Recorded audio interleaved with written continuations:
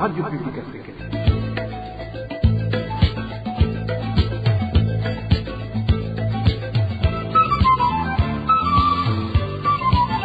Radio Publique Africaine.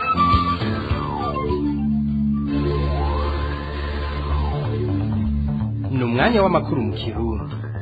Mukaba muyashyikirizwa na Emmanuel Nyungeko. Musangwa amahoro nshuti namwe bakunzi ba radio RPA ry'Abanyagihugu, turi ku munsi wa gatandatu igenekerezo rya 17 Nzero umwaka wa 2026. Kazi mukurikire amakuru mu Kirundi babateguriye, nkabanda yahera kuri bikuru biyagize. Ubijanye n'impunzi, umugambi wo gusambura amazu y'abarundi basavye indaro mu gihugu kibanyi ca Tanzania ngo bikunde batebomoke urabandanya. Kuri uyu wa gatanu hari haramukiwe zone ya 18 iri mu ikambi ya Nduta. Mu butungane naho igihano cyo gufungwa imyaka 4 giherutse guhabwa umumenyesha makuru Sandra Muhoza kigaragaza ko ubutungane bw'u Burundi butamikwa ijambo ku rwego rwo hejuru, bikerekana kandi umugambi wo kunumya uwo shaka gushira habona ico cyose kitagwa neza ubutegetsi bwa CNDD FDD. Turababwira n'imyidogo irangwa mu banyagihugu bafise amazu kwibarabara rikuru nimero 1 bavuga ko bariko basabwa kubaka mu buryo burengeye amikoro yabo. Nariko nca ku masonga mu kanya idonido ry'ano makuru. Ndasubiye kubaramutsa, duhera no makuru mu gisata c'impunzi. Mwari mpejeje kuvyumva mu ncamake. Abarundi b'impunzi bari mu makambi yo mu gihugu ca Tanzania barabandanya guturatuzwa. Kuri uyu wa gatanu abasungusungu bazindutse babomora amazu yo muri zone ya 18 mu ikambi ya Nduta. Ivyo bikaba bitandukanye n'ivyo ishirahamwe rijejwe impunzi HCR muri ico gihugu ca Tanzania ryari ryamenyesheje mu ntango z'iyindwi ko atampunzi izosubira gusamburirwa inzu. Idonido na Remindera Gakura. Octavia ya n'ingabo ziwe bazindutse bagenda kubomora izone ya 18 arabomora ajamika hasi. Uyo numwe mu mpunzi z'abarundi bari mu makambi ya Nduta, aho ejo kuwa gatanu babona abasungusungu babashwayemwo kubabomorerako. Aho turi muri zone ya 18 abakibazaho ishirahamwe HCR riri ivyo kubwabo bita inkinamico bakinirwaho. None turashaka kumenya HCR iri hehe ko twumva ko ibintu vyahagaze, ko tubona dukinirwa ko inkinamico ritasanzwe, abantu tukabandanya guturatura tutagira aho turara, imvura ikagwa tukabura twihisha. Kubw'iryo soko ryacu nyene biratangaje nk'ishirahamwe HCR ko nidashobora kuvuga yihagaze na leta igakibishiramwo inguvu mu kubahohotera, ivyo bise gukorishano. Kuko biratangaje kuba bo buhagarariwe n'ishirahamwe mugabo ryo ntirisewe iciyumviro bivuga biti twe duhagaze mu ruhande uru'u maze ngo rize rihumuriza abantu, leta nayo ikabandanya niho twitamba ku muvyimba ivya ikora amashano. Izo mpunzi z'abarundi zigoreye mu makambi ya Tanzania bagasaba nyabuna makungu kubaba hati kugira bagire ico bakoze, kuko ubuzima bwabo bugeze ahatemba. Aha tukabibutsa ko mu ndwi iheze HCR yari yamenyesheje ko ivyo kubomorera impunzi vyahagaze kandi hazotahuka ubishatse. Remindera Gakura urakenuye. Tugaruke mu gihugu tuvuga ibijanye n'ubutungane. Urunani rw'abaharanira agateka kazi na muntu mu Burundi CBDH mu mpfunyapfunyo y'igifaransa ruriyamiriza igihano co gupfungwa imyaka 4 cakatiwe umenyesha makuru Sandra Muhoza, ingingo yafashwe na sentare nkuru ya Ngozi. Mu itangazo ryasohowe ku munsi wa kane w'iyindwi igenekerezo rya 15 Nzero umwaka wa 2026 bitewe ku mukono na Irari Nibizi, umuyobozi nshingwabikorwa w'urwo runani, ashikiriza ko igihano nk'ico atakindi kigamije atari ukuzivya umunyagihugu wese yogira ico avuga ku bibera mu gace aherereyemwo. Kurikire Irari Nibizi n'umuyobozi nshingwabikorwa mu runani CBDH. Urubanza rwaciwe umumenyesha makuru Sandra Muhoza rwaciwe na sentare nkuru y'Ingozi, bakamucira igihano c'imyaka 4 yo gupfungwa. Twebwe twagaye urubanza kuko ico bamwagiriza conyene ntigifashe. Bamwagiriza ivyo yanditse ku rubuga rwa WhatsApp hamwe n'abajournaliste, yagize ico avuga ku mafoto arungitswe kuri urwo rubuga, hanyuma bacamwagiriza ngo yahungabanije umutekano umutekano w'igihugu hama ngo ni nk'uko yagomoye amacakubiri ashingiye ku moko twe tukabona yuko vyo bamwagiriza bitagira ifatiro uravye ivyo yanditse ukaraba n'ivyo abandi bari banditse ico gihano ntikigira aho gihagaze ntikigira aho gishingiye kandi igihano kirengeye amategeko kitaringaniye n'icaha yoba yarakoze mu kwandika kuri ivyo bindi bariko baratanga kuko imbere ya vyose bariko baza bagafata nyene kubirungika muri uwo mugwi wa WhatsApp mu runani rw'abaharanira hagati y'akazina muntu CBDDH twiyamirije urwo rubanza kuko turabona yuko ubutungane buriko burakoreshwa kugira ngo banumye abantu bavuga ivyo leta itifuza nabo vyoba bifise ishingiro abantu bashobora kugira ico bagaya mu bintu biriko biraba umuntu uburenganzira bwiwe bwo kugira ico avuga uburenganzira bwiwe bwo kwandika buhagarikwe yumva ni icuka c'iterabwoba umunyagihugu uwo ari we wese kuvuga ico yiyumvira ku kintu abonye no guhonyanga uburenganzira bwa kiremwa muntu. Erari Nibizi asaba inzego z'ubutungane gufuta iyo ngingo nyabuna burekure Sandra Muhoza umukuru w'igihugu nawe akamuhamagarira kwirinda imvugo zimwe zimwe zifise intumbero yo gutera igitsure ubutungane dusubire dutege yompi Erari Nibizi. Naco gituma twebwe duhamagarira inzego z'ubutungane ko bwa mbere boheza bagahagarika ico gihano bakagifuta burundu hama bakarekura Sandra Muhoza kandi tugasaba cyane cyane umukuru w'igihugu ko bafata iya mbere kugira ngo basubiremwo ingingo zimwe zimwe zihana ivyaha guhungabanya umutekano w'igihugu ni ikintu kidatomoye boheza bakitomora nimba kiriho kugira nyene kubikora abone koko igikorwa cakozwe carico icaha c'uko umuntu yahimirije canke yagomoreye abantu mu rwanko rushingiye ku bwoko naco nyene bakavuga neza mbega ico kintu yakoze kimeze gute nico gituma dusaba ko inzego z'ubutungane zo kwitunganya amategeko atomore neza turanasaba rero umukuru w'igihugu ko yokwirinda imvugo zimwe zimwe tumaze imisi twumva umuntu ashobora kubonamwo yuko ariko arakwega ubutungane ariko arashira igitugu ku butungane ariko arabutera igitsure umenga agomba kububwira ati ni muco urubanza gutya ni mutumbereze ngaha areke gutamika ingingo ubutungane tukamusaba yuko yokorana n'ubutungane nk'uko amategeko abivuga aho gushaka yuko bwokora bwisunze ivyo umukuru w'igihugu yifuza canke uwundi muntu yitwa ko akomeye yifuza turaheza tugatera akamaro gufashanya n'Uburundi nuko bofasha leta y'Uburundi bakayihimiriza kugira ngo yubahirize agateka kazina muntu agateka kabamenyesha amakuru n'ibimenyesha amakuru hamwe n'agateka kabaharanira agateka kazina muntu. Uwo yari Erari Nibizi n'umuyobozi nshingwabikorwa mu runani CBDDH.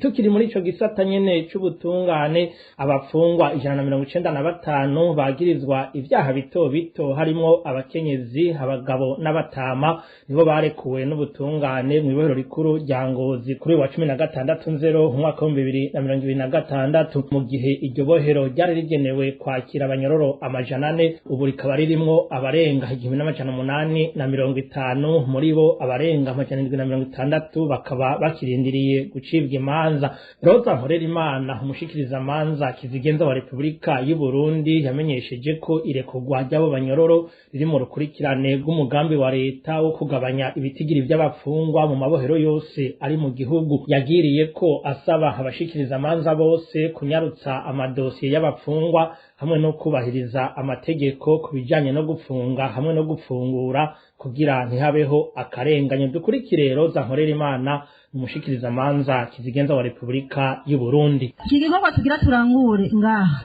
cyo kurekura abanyororo kiri mu ntumbero y'urukurikirano rw'ingendo twatekanije mu gukorera mu mabohero yose atandukanye mu gihugu kugira ngo tutezurire abafungwa bagirizwa ibyaha. Uno munsi twahereye ku bantu bafite ibyaha bito bito hamwe n'abatama. Muri uyu mwanya rero abanyororo bose hamwe barekuwe bangana n'195. Twafatiye hamwe bose abagabo n'abagore dushizemo n'abatama. Nabamenyesha yuko abanyororo bose bari mw'iri bohero nk'uko Perezida bivuze ni 1856. Abashiriwe imanza ni 1091.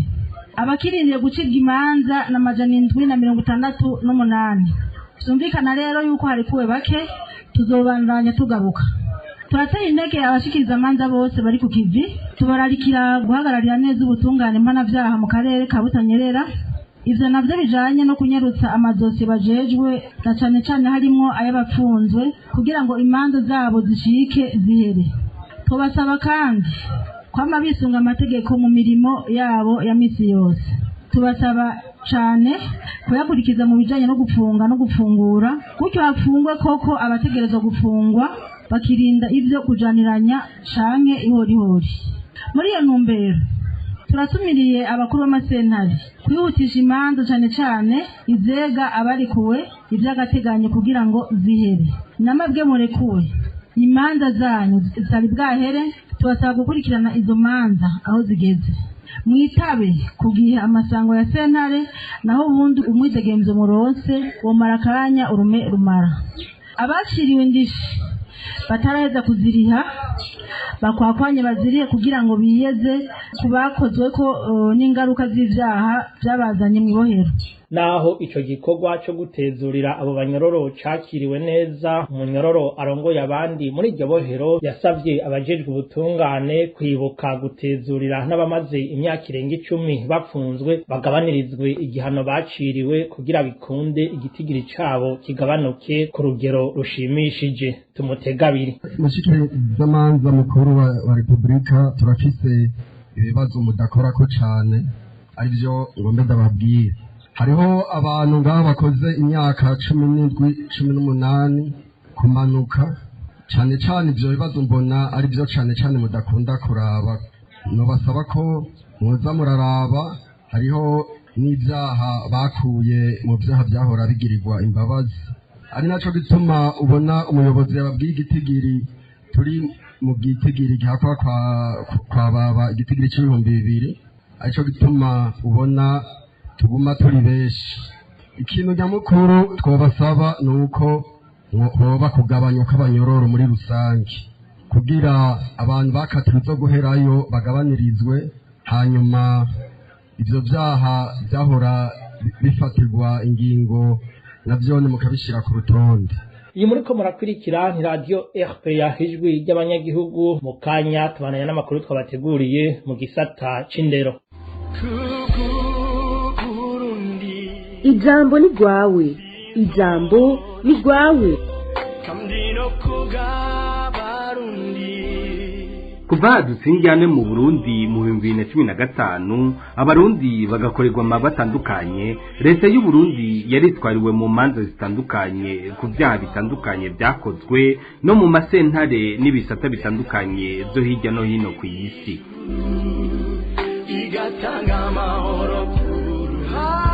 Izo manza ni izihe?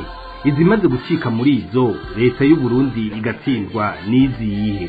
Mbega ko izo manza zidakurikizwa amaherezo n'ayahe? Hari inzira ishoboka ko hagira izikurikizwa leta yatsinzwe ari igitwara? Mu rugamba rwa politike ruhasanzwego izo manza zifasha iki? Mu buhe buryo?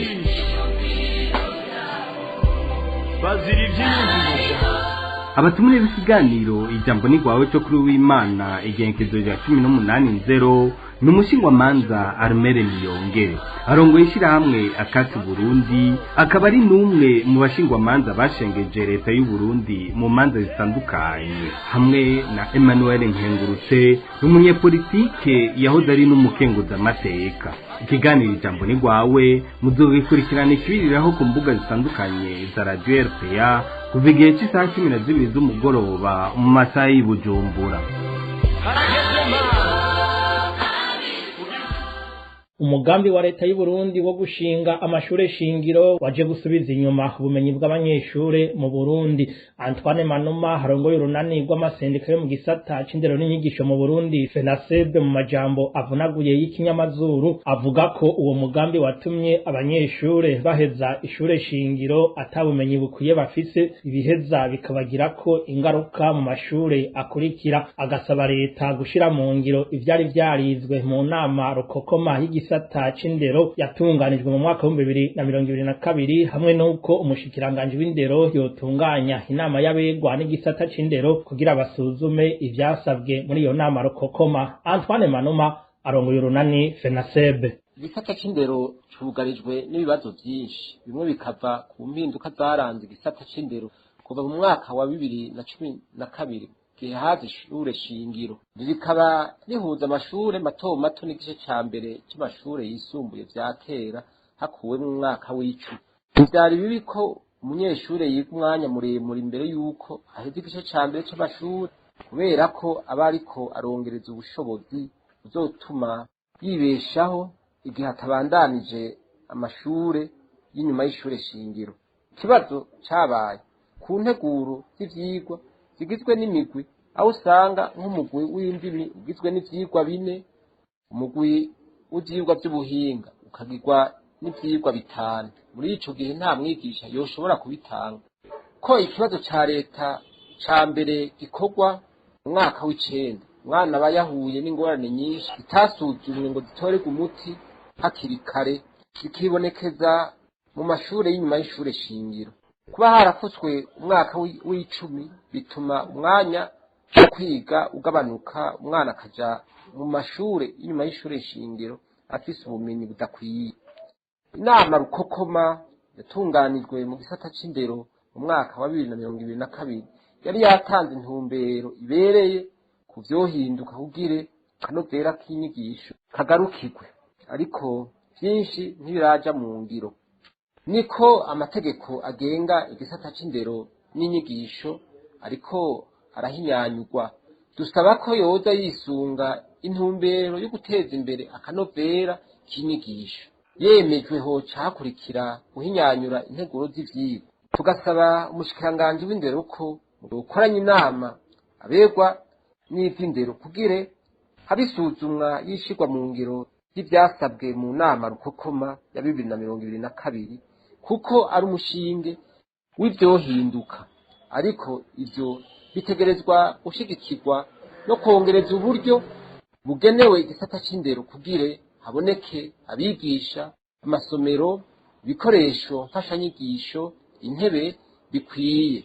Agahembo k'abigisha ni ngombwa kongerezwe kugire bareke gutakazi kuko bizokwama bihungabanya igisata c'indero umuti utabonetse. Ubushikiranganje bw'indero n'ubushakashatsi burategekanya gusubiriza abigisha baheba akazi bakaja gukorera hanze y'igihugu. Umuvugizi w'ubwo bushikiranganje asigura ko abasubirizi babo bigisha bagenda bazotorwa mu bari ku ntonde z'abakoze ikibazo c'akazi muri myandagaro umwaka w'2025. Jean Christophe Irambona hatomora kandi ko ubwo bushikiranganje buzobandanya kwikora kubigisha babakutsa kivi mu ntumbero yo kuzibira ibihengeri bijanye n'ikena ry'abigisha. Umvirize. Nivyo muri rusange mu mashuri atandukanye haribonekeza ubukene bw'abigisha bivanye ku rugero rw'abana dufise mu mashure, ariko kandi bivanye no kubigisha tugize iminsi twumva ko bariko baraheba akazi baja mu bindi bihugu. Umuti none mu bushikiranganje bw'indero hoba hariko harakorwa iki kugira ngo abana b'igihugu babandanye bigishwa neza nk'uko bisanzwe? Aha twabamenyesha yuko mu bushikiranganje bw'indero haza haramaze guhabwa akazi, guhabwa impapuro z'akazi abigisha bashika 2,295. Aha tubivuga dufatiye kuri bamwe baheruka gukora ikibazo mu kwezi k'umunani, abo bose ubu bararonkejwe impapuro kugira ngo bashobore gutangura akazi. Hanyuma kandi kuri aba nabo babandanya baza baragenda, turaheba turikora kubigisha babakutsa kivi, ariko kandi turafise n'abatashikiriwe muri aba baheruka kuronka akazi baguma barindiriye kimwe twita mu gifaransa liste d'attente. Bisigura ko nabonye n'umwanya n'umwanya turose uburenganzira bw'ubushikiranganje mu byo bujejwe harimo abakozi n'akazi, turaheza tugasubiriza aba bariko baragenda. Muri aka kanya mu bushikiranganje bw'indero hariko haraba kumenya neza n'abigisha bangahe bagiye, kugira ngo tumaze kumenya igitigiri c'abagiye ubushikiranganje buheze bubimenyeshe ubushikiranganje mu byo bujejwe harimo abakozi n'akazi, gutyo ubushikiranganje buheze busabe ko abo bigisha canke abo bakozi bagiye baheza bagasubirizwa. Uwo yari Jean Christophe Irambona, umuvugizi w'ubushikiranganje bw'indero n'ubushakashatsi. Amajwi yiwe tukaba tuyakesha imbonesha kure y'igihugu mu makuru yo ku munsi wa 4 w'iyindwi.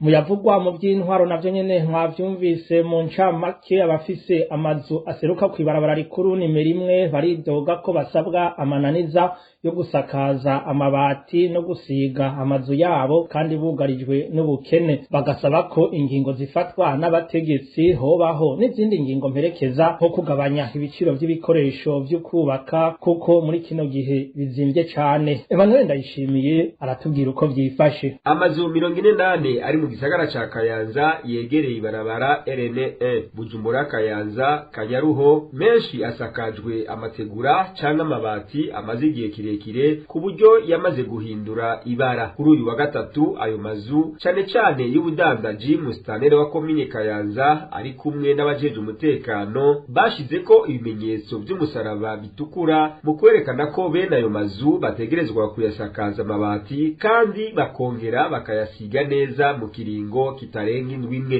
Godefroid niyo nizigiye mustanere wa komine Kayanza avuga ko igisagara ca Kayanza gitegerezwa gusa neza kandi ko amazu ashaje agize iminsi asitagurika ku barengana asanugwa. Abajejwe intwaro bamenyesha ko abatazokubahiriza izo ngingo bazotozwa ihadabu kuko bazoba bagaye intwaro nk'uko mustanere wa komine Kayanza abandanya bivuga. Abadandaza na bene amazu bararira bakabura uwo bayaha kuko ibiciro vy'amabati bizimvye. Ibati rigurwa amafaranga ari hagati y'ibihumbi 40 n'ibihumbi 50, umufuko w'isima ugashika ku mafaranga ibihumbi 70 kandi ko ayo mafaranga agoye kuronga muri kino gihe hari ubukene budasanzwe. Bene amazu bavuga ko mu gufata izo ngingo zituma abanyagihugu basohora amafaranga hobanza kuba inama zo gusigurira no kuvugana n'abanyagihugu kugira hafatwe ingingo zidakandamiza abegwa n'izo ngingo. Emmanuel Ndayishimiye. Inkuru ya nyuma yerekeye abanyagihugu bo muri komine ya Rumonge intara ya Burunga biyamiriza akagwi k'abakozi b'ishirahamwe Regidezo